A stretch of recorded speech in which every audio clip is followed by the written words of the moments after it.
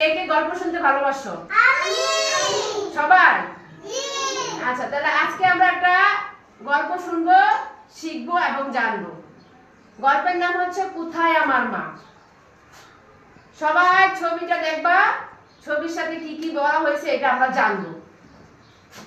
এক যে ছিল হাঁসের ছানা, ডিম থেকে বেরিয়ে সে দেখলো তার মা নেই। ভাবলো সে খুঁজতে হবে মাকে।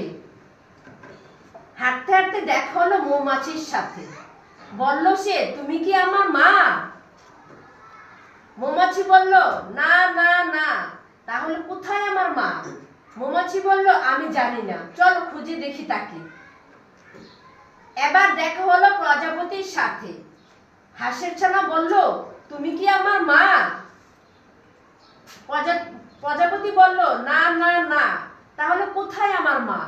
প্রজাপতি বলল, আমি জানি না, চলো খুঁজে দেখি তাকে।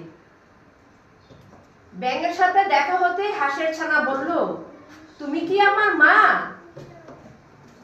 ব্যাঙ বলল, না না না। তাহলে কোথায় আমার মা? ব্যাঙ বলল, চলো খুঁজে দেখি তাকে।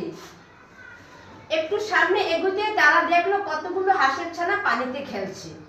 ছোট্ট হাঁসের ছানা কেঁদে কেঁদে বলল, কোথায় আমার মা? হঠাৎ শুনলো হাঁসের ছানা, আমি তোমার মা, এসো আমার ছা। বলল হাঁসের ছা, তুমি আমার মা?